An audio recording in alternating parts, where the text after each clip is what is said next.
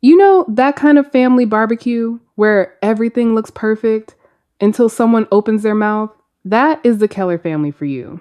Big house near Puget Sound, a grill that could feed a small army, country music humming through a Bluetooth speaker, and just enough beer to turn small talk into verbal combat. Brianna, my older sister, was in her usual form, loud, shiny, and 2 drinks away from declaring herself the queen of the gathering. She spotted me nursing a soda and smirked over her drink. So what? You just teach flight sims now, right? I looked up, slow and calm. No, I said. I fly. She laughed. Sure. What's your call sign then? I said, Arctic Watch. Have you ever felt like the invisible one in your own family? Let me know your story down in the comments. I would love to know who is part of our community. The fog was rolling in off the sound, thick and gray, swallowing the edges of the pine trees until the house felt like an island. It was a beautiful home, cedar siding, a wraparound porch, and 3 stories of Pacific Northwest luxury. My father, Richard, who was 58 years old, stood at the head of the long oak table, beaming as he looked at the expensive spread of steak and lobster. Richard chose to be blind. He loved the status Brianna's lies provided him more than he loved the truth of my sacrifice. He'd seen the bank alerts, seen the different names on the transfer slips, but as long as the steak was prime grade, he was happy to let them treat me like a stranger in my own home. His silence wasn't ignorance. It was a transaction. Brianna did not let my answer hang in the air for more than a second. She threw her head back, letting out a sharp, practiced laugh that drew the attention of the neighbors. Arctic Watch? That is adorable, Alyssa. Did you pick that out yourself, or did the software generate it for you? Around the table, the laughter followed. It was that polite, condescending kind of chuckling. My father joined in, wiping grease from his chin. Come on, Bree, leave your sister alone. Simulations are important. They keep the real pilots from making mistakes, right? I kept my eyes on my plate. I was pushing a piece of grilled asparagus around, watching the butter congeal in the cool air. The silence bothered them. I could feel it. When you do not fight back, people like Brianna get louder to fill the void. Across from me sat Trevor, Brianna's husband. He was a Navy SEAL, 33 years old, built like a brick wall, with eyes that stayed restless even when he was smiling. He was the only one not laughing. He gave me a brief, measuring look, the kind of look a man gives a suspicious package on the side of the road. I raised my soda in his direction, a tiny, sarcastic salute. He nodded back, once, unreadable. Trevor's the one doing the real work, my father continued, leaning back in his chair. 100 missions, real dirt, real danger. That is what I call service. Not sitting in a darkened room with a headset on, pretending the floor is moving. I felt that familiar ache, the one that comes from being seen your whole life, but never actually recognized. But I did not snap. I did not pull out my phone to show them the commendations or the flight logs from the night of the whiteout. You see, when you serve in high-stakes rescue long enough, you realize that silence is its own kind of armor. Survivors do not shout. The people who have actually looked death in the face and told it to wait its turn do not feel the need to brag at a dinner table. There is an invisible chain that binds those of us who have lived through the unthinkable. It is a weight that keeps us grounded while everyone else is floating on the surface of their own trivial drama. To my family, I was the spare. The quiet one who went into aviation support because I probably was not tough enough for the front lines. Because my actual operations were classified, I let them believe my desk job was as simple as the simulators they saw me debugging on weekends. To a civilian like my father, commander sounded like a middle manager, not a tactical authority. I lived in their silence so I could keep the world safe in mine. They saw my lack of stories as a lack of experience. They did not understand that I did not tell stories because my stories were classified, or because the details, the smell of burning fuel, the screaming of wind through a cracked canopy were not something you shared over a medium rare steak. Brianna leaned across the table, her voice dropping into that mock-sweet tone she used when she was about to twist the knife. Seriously though, Alyssa, don't you ever get bored? I mean, I am running a marketing department for a Fortune 500 company. Trevor is literally a national hero, and you just watch screens. Don't you want a real life? I looked at her, really looked at her. Her perfect hair, her expensive watch, and the $7,500 vacation she was already planning with my father's encouragement. I have a real life, Brianna, I said, my voice as steady as an altimeter. You just wouldn't like the weather in it. She rolled her eyes and turned back to Trevor, reaching for another glass of wine. See? Always so mysterious. It's a defense mechanism, Dad. If she acts like it's a big secret, we won't notice how small it actually is. I took a sip of my soda. The bubbles felt like ice in my throat. I looked out toward the Puget Sound, where the real storm was building behind the fog. I was not angry. Not yet. I was just calculating the coordinates. This was not a family dinner anymore. It was a pre-flight check. And I realized that for the first time in years, I was ready to take off. Brianna did not wait for me to finish my soda before she reached into her designer bag. She pulled out a crisp, heavy piece of paper and flicked it across the table. It slid over the oak surface, stopping right between my plate and Trevor's. I did not reach for it. I did not have to. The gold embossed logo of the Puget Sound Yacht Club was visible from 3 feet away. $7,500, Brianna said, her voice sharp and ringing with a new kind of authority. That is for the week-long cruise we are taking next month. Since you are so busy flying simulations and do not have a family of your own to support, we figured you could handle this one. Consider it a late birthday gift to Mom and Dad, and a way to make up for the mood you are bringing to this table. My father did not look up from his steak. It is a good investment, Alyssa. Family memories. We cannot take the money with us, right? And you have always been so frugal. Frugal. That was their word for me. They saw my small apartment, my 5-year-old car, and my lack of designer labels as evidence that I was just accumulating cash with nowhere to put it. They did not see the monthly payments I had been making for 4 years to the property management company that kept this very house from falling apart. Richard believed the legacy veteran grant he'd signed for years ago was still paying the bills. He didn't know that grant had been revoked long ago, and I'd been quietly funneling my salary through a private trust account to mimic the payments. He never saw my name on a single statement. He just enjoyed the government's generosity. They did not see the $16,000 I had paid for Brianna's leadership retreat 2 years ago, when she was between jobs. This is the trap of normalized cruelty. In families like mine, the person who gives the most is often the one respected the least. My sacrifices had become part of the background noise, as invisible as the air they breathed. Because I never complained, they assumed I did not feel the weight.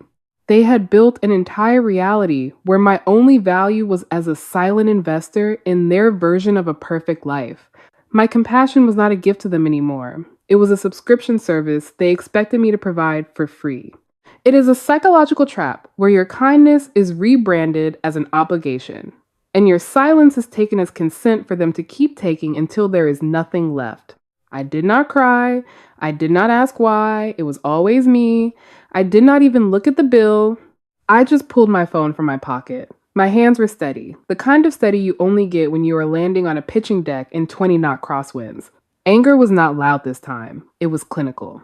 "You are right, Dad," I said, my voice as cold and precise as a surgical blade. "Money should not come between family. It is time we cleared the ledger." I opened my banking app. It took exactly 45 seconds. One tap to deactivate the recurring transfer to the Puget Sound Estate Fund. Another to remove Richard as an authorized user on the emergency maintenance line. I had been footing the bill for the cedar treatment, the roof repairs, and the landscaping for 48 months. "What are you doing?" Brianna asked, her smirk faltering as she saw the blue glow of the screen reflecting in my eyes. "I am updating my flight plan," I said. "I am redirecting my resources. If I am just an office worker playing games, then I clearly cannot afford to maintain a mansion I do not live in." This was not revenge. It was accounting. I had been the silent pillar holding up this house while they used it as a stage to mock me. As of 12:03 a.m., that pillar was gone. I set my phone face down on the table. The silence that followed was heavy, but for the first time in my life, I was not the one carrying it. Within 24 hours, the smoke started to rise. My phone did not just ring. It vibrated with the frequency of a failing turbine. Brianna did not waste time. She went straight for the public jugular, using her marketing skills to craft a narrative of betrayal. She posted a photo of our parents on Facebook, looking small and fragile in front of the cedar house. The caption was a masterclass in manipulation. Heartbroken. Some people value their own bank accounts over family loyalty. Alyssa has chosen to abandon our parents in their golden years because she is too busy with her simulated life to help with the real world. Some people forget who raised them. The comments were a feeding tube of manufactured outrage from distant cousins and family friends. Richard called me an hour later, his voice booming with the authority I had stopped acknowledging. You think you can just pull the rug out, Alyssa? You are making us look like fools in front of Trevor's people. Brianna is hysterical. Do you have any idea what $7,500 means to this family's reputation? I did not engage. I did not reply to the thread or defend myself against the lies. In the aviation world, you do not argue with a storm. You navigate around it. My silence was a choice, not an admission. I was no longer the silent investor in their version of a family. I was a ghost in their ledger. I rubbed my eyes, trying to summon regret, but there was only clarity. This was not a breakdown. It was a balance sheet. Their indignation was a luxury they had overdrawn for years, and the account was now closed. 3 days later, the scene shifted from the suffocating lakeside mansion to the gray steel and kerosene of Naval Air Station Whidbey Island. A massive joint training exercise was underway, and as a senior coordination pilot, I was the one holding the strings. I was in my element. Flight suit zip tight, helmet bag in hand, and the Arctic watch patch on my shoulder, feeling heavier than any family obligation. Trevor and his SEAL team were there for the high-altitude infiltration drill. I saw them from across the hangar, a group of men who moved like shadows. Trevor was at the center, looking every bit the hero my father worshipped, but he looked restless. He had been following the family drama on the periphery, but here, in the world of specialized warfare, that drama felt like static. The briefing room was packed with special operators and flight crews. I stepped to the podium, the lights reflecting off the silver wings on my chest. I did not use the soft, diplomatic tone I used at family dinners. I used the voice I had forged in the cockpit. It was command, precision, and steel. Listen up, I said, my voice carrying to the back of the room without a microphone. Coordinates for the extraction are set for vector 320. Visibility will be 0 to 0. If you lose visual, you stay on my frequency. No heroics. You follow the voice, or you do not come home. The room went silent. It was a professional silence, the kind earned through competence. I saw Trevor's head snap up from his mission map. His eyes did not just see Alyssa, the quiet sister-in-law. They recognized a frequency, the exact cadence, the specific rhythm of the voice that had talked him through the Pacific whiteout in 2020. He froze mid-breath, his gaze locked on me with the realization that was loud enough to drown out every lie Brianna had ever told. The realization in Trevor's eyes at the briefing was just the beginning. While he was struggling to reconcile the office worker he mocked, with the voice that saved his life, I was moving on to the next phase of my audit. I did not go home to wait for an apology that would never be sincere. I went back to my office at the base and opened the secure military benefits portal. I had a feeling that if Brianna was bold enough to demand $7,500 for a boat, she had been helping herself to my life in other ways. I pulled up the records for the military family support packages. My service as a high-level rescue coordinator came with specific perks for parents, medical stipends, and housing assistance. I found a series of applications submitted over the last 3 years. Attached to each one was a scanned document with my signature at the bottom. I zoomed in on the screen. The A in Alyssa was too sharp, and the tail of the last letter was too long. It was a perfect match for Brianna's handwriting. She hadn't just stolen from me. She had committed federal wire fraud by forging my signature on military benefit documents. In the eyes of the law, she wasn't just a mean sister. She was a felon who had defrauded the United States government. It was hers. She had been siphoning my service benefits into her lifestyle, while telling the world I did nothing for the family. But the financial theft was not the kill shot. I walked to my small apartment and opened the safe where I kept my service medals and mission logs. I reached for the velvet-lined box at the back. It was empty. My silver dog tag from Operation Revenant, the one the commander had pressed into my hand after we pulled Trevor's team from the Pacific, was gone. Then I remembered the vintage military necklace Brianna had been flaunting at the lake. She had told the neighbors it was a romantic gift from Trevor. She hadn't just stolen my money, she had stolen the physical proof of my greatest sacrifice and rebranded it as a trophy of her perfect marriage. I felt a cold, clinical clarity settle over me. I dug through my archived mission logs from 2 years ago, searching for a specific date. I had missed our mother's 65th birthday party because my ground-to-air relay had failed during a routine drill, leaving me stranded at the base. My family had used that absence to brand me as the cold, career-obsessed daughter for months. I found the maintenance report for that night. The relay had been manually disconnected from the civilian side of the fence. Brianna had been the lead marketing consultant for the base's communications upgrade that week. She didn't just wait for me to fail. She manufactured my isolation to ensure she remained the only child in the spotlight. I closed my laptop and didn't feel a single flicker of regret. My heart was a flat line of indifference. My compassion had been a luxury they had overdrafted for years, and the account was now permanently closed. This was no longer a family disagreement, it was a criminal investigation. I dialed my legal contact at the Judge Advocate General's office. I didn't want a seat at their table anymore.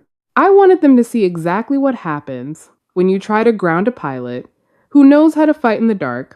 The Emerald Bay Military Gala was a sea of dress whites, evening gowns, and calculated smiles. My family had secured a table near the front, largely because Brianna had used her marketing connections to position Trevor as the night's unofficial guest of honor. She was glowing, wearing a floor-length emerald dress that perfectly matched her jewelry. Hanging around her neck was the stolen silver dog tag from Operation Revenant. She had it on a designer chain, a trophy of a sacrifice she never made. Richard was in his glory, shaking hands with commanders, and pretending he understood the weight of the medals in the room. When I arrived, still in my service uniform instead of a gown, Brianna didn't even wait for me to sit. "Look at you," she whispered, her voice carrying just enough for the surrounding officers to hear. "Still playing dress up while the real heroes do the work." I am surprised they even let the simulation team through the door. I didn't answer. I just sat down and adjusted my cuffs. I could see Trevor watching us. He was in his full dress uniform, his face like a mask of carved granite. He looked at the dog tag around Brianna's neck, then at me, and I saw the moment the last piece of the puzzle locked into place in his mind. He didn't look like a proud husband. He looked like a man who had just realized he was sleeping in a nest of vipers. The master of ceremonies took the stage, his voice booming through the ballroom. "Tonight, we are honored to have Lieutenant Commander Trevor Renshaw with us. Most of you know the legend of the San Clemente extraction in 2020. We have asked him to say a few words about the importance of coordination and the voices that bring our men home." Brianna squeezed Trevor's arm, her face lit with a smug, possessive pride. "Go get them, honey," she said. Richard leaned in, whispering to a nearby colonel about how Trevor was the pride of the family. Trevor stood up, but he didn't head for the stairs immediately. He reached out, his fingers brushing the silver dog tag around Brianna's neck. With a swift, clinical motion, he unhooked the clasp and pulled it from her throat. "Trevor, what are you doing?" Brianna hissed, her smile freezing. He didn't answer her. He walked to the podium, the ballroom falling into a respectful silence. He didn't look at his notes. He looked directly at our table. "For 5 years," Trevor began, his voice amplified and heavy with an authority that made the air in the room feel thin. "I have told the story of the voice that pulled me out of the Pacific, a voice I knew only as Arctic Watch. I told my wife about that night. I told her how that pilot risked her entire career, descending into a zero-visibility storm to light a flare when every manual said it was suicide. I told her that I owed that person my life." He held up the silver dog tag, the light reflecting off the metal. "I found this in my house today. My wife told me it was a gift, but this tag wasn't a gift. It was earned in a cockpit over the Pacific while I was screaming for coordinates on a dead radio." The room was so quiet, you could hear the hum of the air conditioning, Brianna's face had drained of all color. Richard was staring at the table, his hands shaking. I spent 3 days verifying logs, Trevor continued, his gaze landing on me like a targeting laser. I checked the voice prints from the Whidbey Island briefing. I checked the forged benefit applications for $14,000 that my wife submitted, using a name she clearly didn't respect. He turned back to the audience. I would like to introduce you to the real Arctic Watch, the person who held the sky so I could live under it, Commander Alyssa Keller. The applause didn't start immediately. It was a wave of realization that moved through the room. One by one, the admirals and commanders at the head table stood up, then the special operators.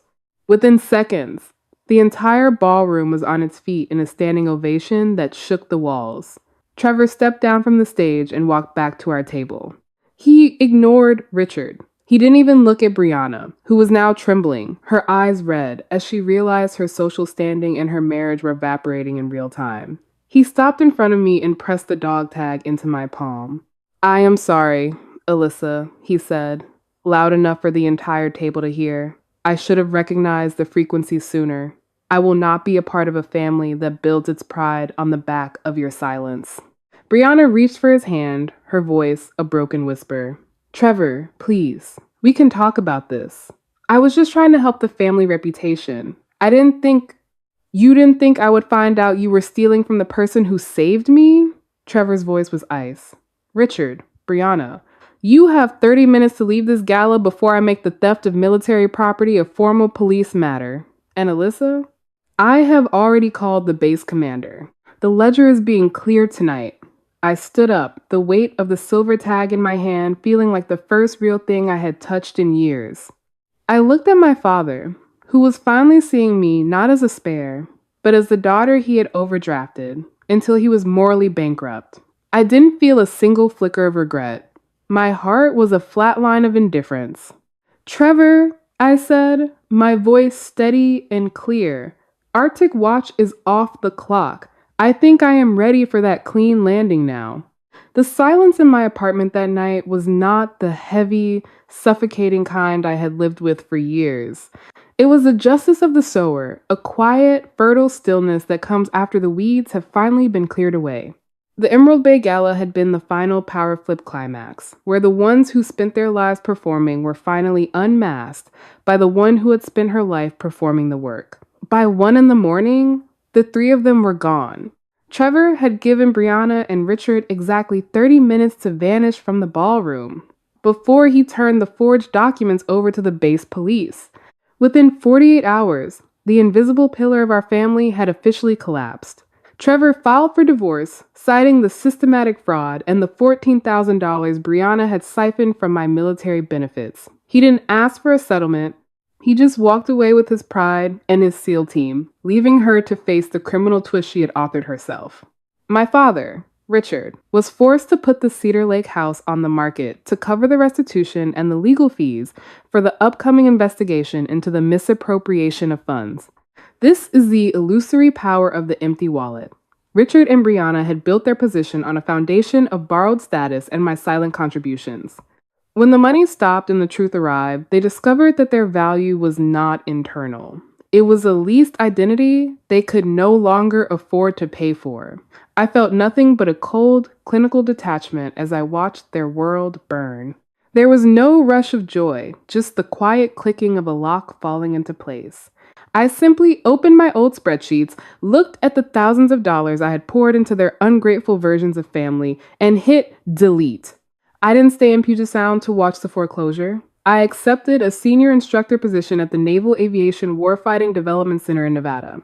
I was done being the invisible support for people who only saw me as an ATM. Before I packed my last box, I drove to the park one last time to see Evan, my 6-year-old nephew. I knelt down and pressed a small, worn piece of black quartz, a stone I'd carried through every mission, into his hand. "Your dad says you want to be brave," I told him, looking into eyes that were still untainted by his mother's greed. "Brave isn't about being loud. It is about not leaving people behind. Keep this safe until you find someone who earns it." He nodded solemnly, holding the stone like it was the most valuable thing in the world. In that moment, I was planting the seed for a legacy that wouldn't be built on lies. If you are listening to this and you have spent your life as the invisible one in your own family, this is my letter to you. You are not a worthless burden because you are quiet, and you are not dramatic because you demand basic respect. You are a survivor wearing the armor of silence. But remember that armor is meant to protect you, not to bury you. Sometimes, the greatest liberation is not found in a forced apology or a fake reconciliation. It is found in the total severance of ties that were never meant to support you. Family is a verb, not just a bloodline. It shows up, it sacrifices, and it never lets its own heroes suffocate in the dark. As I taxied my trainer jet onto the runway at the academy for my first official flight, the sorrow of the watcher finally evaporated. I wasn't waiting for permission to exist anymore. I pushed the throttle forward, feeling the surge of engines, a sound that, for me, will always be louder than the hollow laughter of people who don't know my name. I looked at the horizon, where the clouds were breaking to reveal an endless, clear blue sky. There was no guilt, there was no noise, just the steady, rhythmic heartbeat of a life that was finally completely mine. If Alyssa's journey to reclaim her own worth has inspired you to protect your own light, please share this video.